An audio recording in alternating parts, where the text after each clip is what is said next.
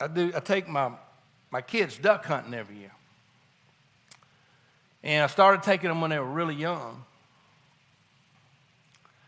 And they want to take their buddies. They're like 8 and 9, you know.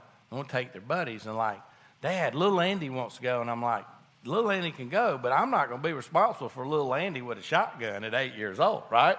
I'm like, Big Andy's got to go. So tell Big Andy to call me. So Big Andy calls me and says, little Andy wants to go. We want to go duck hunting. I said, great, you can go as long as you go.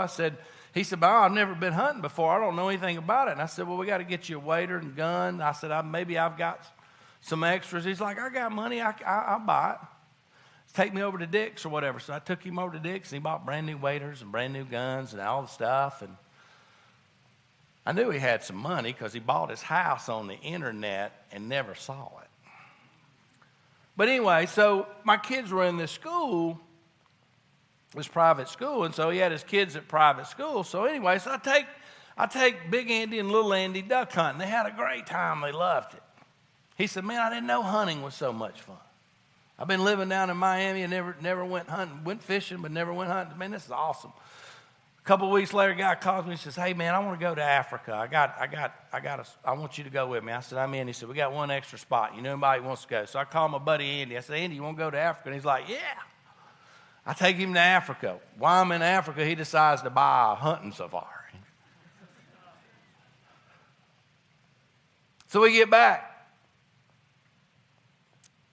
One day he calls me, he says, Beach, you want to go elk hunting? I said, yeah, when are we going? He said, in the morning.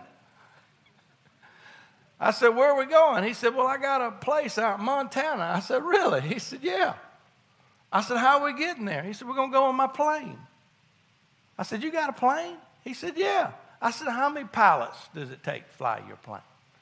He said, 2. I said, I like flying in them kind of planes.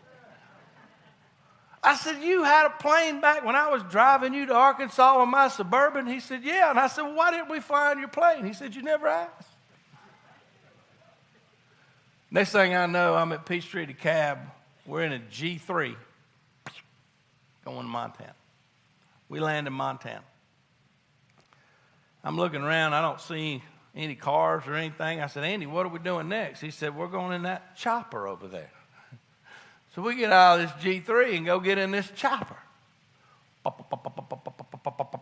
We go in and we land in this sort of neighborhood on this cul-de-sac in front of his log cabin, and we get out and we throw this net out and we all put our stuff in there, our hunting stuff and our sleeping bags, and we tie that net to the bottom of this chopper. And I'm looking up on this mountain, and there's like those little white tents with smoke coming out of them, and there's a corral of horses. And we landed that chopper on that ridge.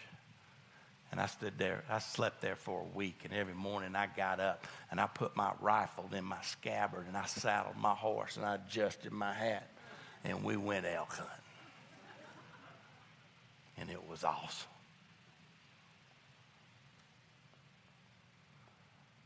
We're on the plane coming back. And in a G3, the seats kind of face each other.